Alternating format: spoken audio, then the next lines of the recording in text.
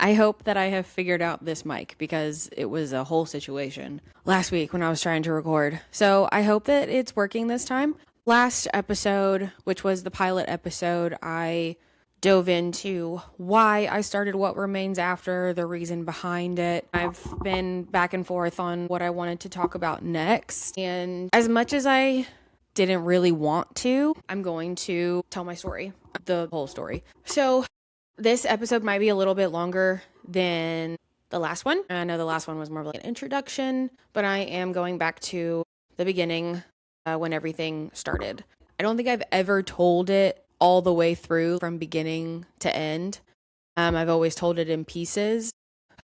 We're just going to go ahead and start. And I will go ahead and say a lot of my memories, a lot of them are blurry just because I think there's parts of it that I'm like, I don't really want to remember that. I don't want to think back on that, or the memory's too hard or hurts too much. This is just from what I remember, what sticks with me, what has stuck with me in the last 13 years since my mom died. Everything with my mom started when I was a junior in high school. I was 16. She had gone in for I don't believe it was a routine colonoscopy, but she was having issues. So she went in for one. The results that came back were not good. They found a tumor.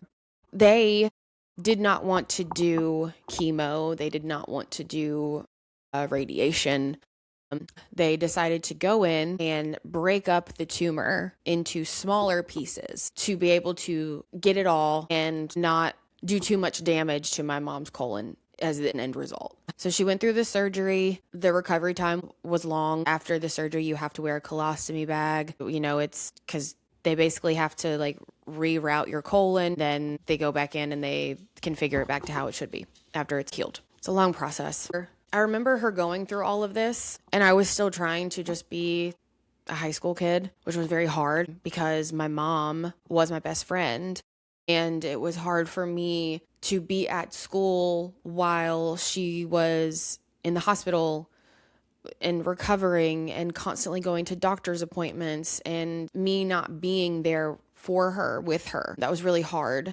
And I remember a lot of times too, like after because I cheered when I was in high school, and she was at a hospital that was like 30 minutes from the high school that I was at. And so after cheerleading practice, I would grab all my stuff and I would head straight to the hospital, and I would hang with her at the hospital until visiting hours were over.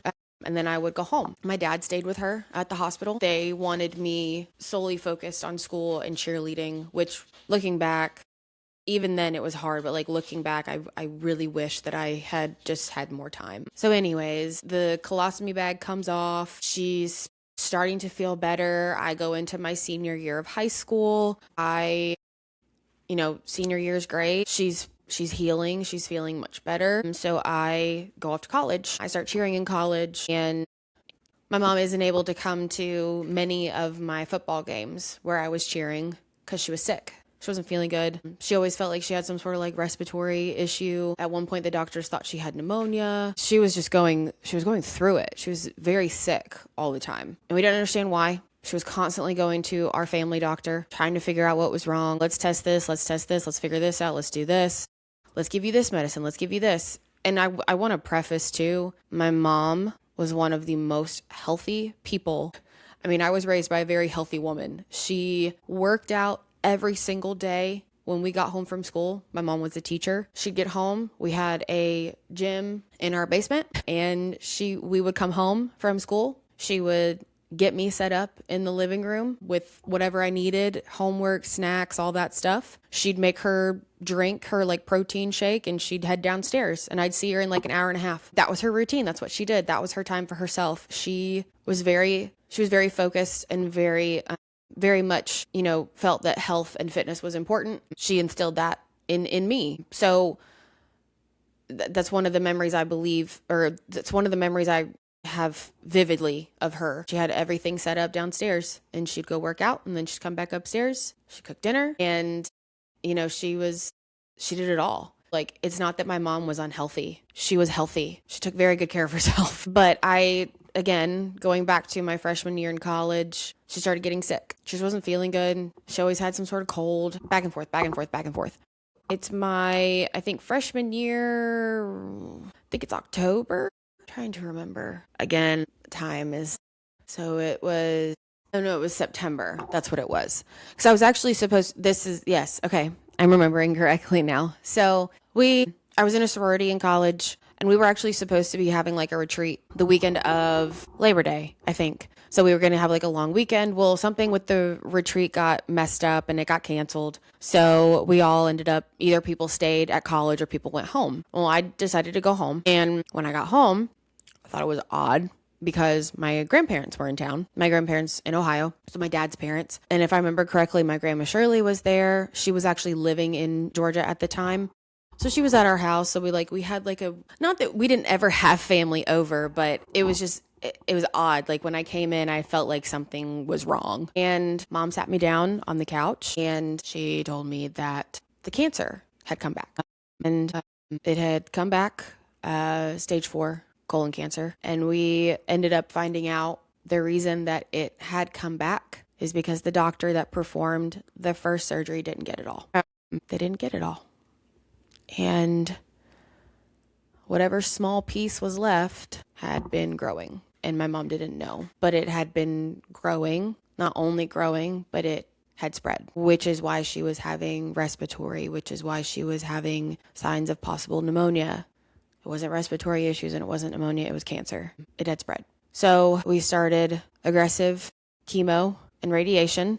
I remember going to the hospital one time. I believe mom went in for a surgery that I think was going to prepare her for the chemo. Because I remember I was in the waiting room with dad and my grandma and my grandpa, my dad's parents. And then we started the radiation. My parents wanted me in school. They wanted me focusing on cheerleading, which was very hard. I did not do well my freshman year in college. I failed every class, I think. It was very hard for me to focus.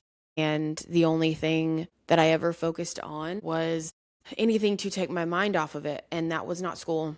Figured out what drinking was. Not a good idea. And I let that take over. Went home every single weekend. Did not really go to school during the week. Went out went out more than I actually probably went to class, which is terrible. Sorry, Dad. But yeah, I was like finding ways to cope with what was happening to me. And I was having a hard time because I thought we had already gone over this. I thought we had passed this hump at this point and we were not over it and it was not done. So yeah, I remember, because I was in school, my parents never wanted, it's not that they didn't want me involved, but they didn't want me stressing about it. They didn't want me worried about what was going on. So my dad and my grandma Shirley and my grandma Charmaine, my mom's friend Miriam, they all started pitching in and helping. My 2 best friends, Ashley and Joni, their moms, they were also very close friends of my mom's.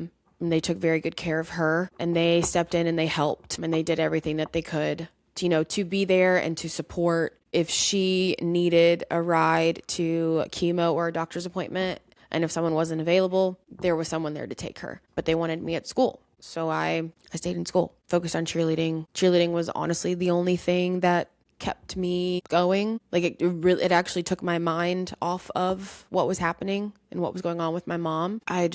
Looking back, I do wish that I had taken that year off of school though. I wish I had come home and just helped take care of my mom. That's one of the things that I regret most is just not taking that time. I was at school Monday through Friday. I'd come home Fridays. I'd go back Sundays. And that was only like 2 days out of the week with mom when I could have been with her more. But I do remember after my freshman year cheering, I went to my coach and I had explained that, I just don't think this is the right fit for me right now. As much as I wanted to continue cheering, I had to step away because the chemo that my mom was going through, it was very up and down. She'd have great results and they'd decline. She'd have great results and they'd decline. It was such a roller coaster of a chemo journey, a chemotherapy journey. It was just, it was all over the place. And one memory that's very vague to me, though, I actually did get to take my mom to a chemotherapy appointment one summer. It was actually the summer before I was heading into my sophomore year of college. I did spend a lot of time at home that summer. And that was another reason, too, that I stepped away from cheerleading because cheerleading had no off season. And so I wanted to be fully present with my mom And so I decided to step back and be with her because I had been at school. So she's going through chemo treatment. Things aren't really going well. I'm still in school, but again, I'm having to get myself out of probation because I got put on probation because of my GPA, because my freshman year was so bad. So I was fighting for basically to stay at West Georgia, because if I failed another year, I was going to get kicked out. So I had that pressure on me.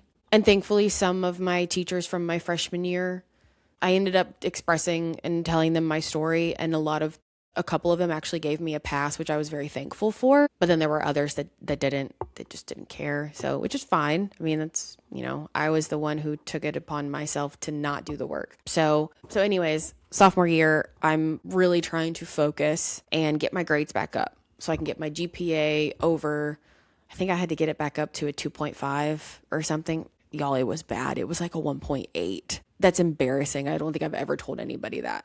And now I'm telling the whole world, or whoever listens to this. But anyways, I was working on my grades. I was trying to bring them back up. And so that was like my main focus, and then going home as much as possible.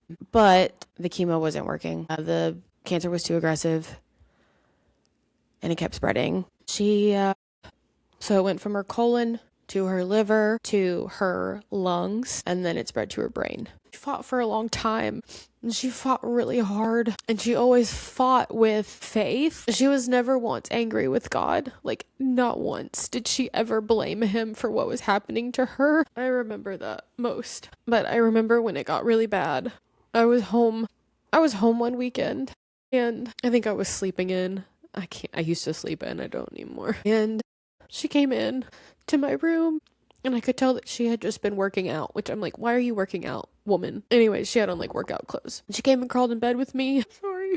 And she laid her head down on the other pillow, and she just looked at me, and she said, "I'm scared." That's when I knew that we were probably not going to get the outcome that we wanted. Unfortunately, the cancer was just setting in so aggressively at that point. It was about a year after we found out that the cancer had come back, and we decided that it was best if she just came home, no longer doing the chemo treatments, because they were really starting to affect her, because it wasn't attacking the cancer anymore, it was just attacking her. There's a lot of memories coming back, and they don't feel good. So I believe that was August or September of 2012. We got hospice involved for them to come in and care for my mom and really help my dad and my grandma Shirley. So my grandma Shirley is my mom's mom. So she actually ended up moving in with my mom and dad to be there for 24 support and care for my mom, on top of whenever hospice was there. And then also time and time again, when we knew that it just wasn't working anymore, and like they called a hospice in, I remember it was another weekend, I'd come home, and she had been told by her doctor that she had 6 to 12 months. And that was, I believe, in September of 2012. And she passed 2 months later. So my parents still wanted me at school. So I came home every weekend. I remember I was sitting in my dorm. Not my dorm. I was living in the sorority house, actually. And I get a call from my dad, and he tells me that it's time to come home. And so I raced home. Thankfully, I didn't live far, and I got there. She no longer knew who I was. She didn't know who anybody was anymore, because the cancer had spread and had become very aggressive in her brain. And we started calling family in to fly in. So my Uncle Rich, he flew in from Vegas, and my aunt and my cousins from Ohio, they flew in. My grandma and my grandpa from Ohio flew in. At the time, my Aunt Judy, she was actually living in the same neighborhood as us. So she was over all the time. So we had a grievance counselor come to the house. Things were just being prepared. When Dad had told me to come home, I do remember the hospice nurse, she was there, and she told us that Mom had 2 weeks at max. But it was within that same week that she passed away. And sorry about that, I needed a break. So we were told what to look for in preparing for her passing, and we had family and friends over. I actually remember I was out in the living room with my friends, and Ashley and Joni were there. They told me to come back into her room, and I crawled in bed with her. I was in bed with her when she passed. It's a very surreal thing, watching somebody that means so much to you leave this earth. I just remember holding her hand. I laid in bed with her until the funeral home came to get her. And that of them laying her on the gurney. I remember I was sitting on the couch because I left the room so they could do what they needed to do. And I watched them roll her out of our home. And that is the day that my world stopped. My best friend was gone. My mom, the person who gave me life, was no longer here. And I was 19. I was 19 years old when my mom passed away. I don't have a whole lot left in me after all of that. I have not told that story from beginning to end.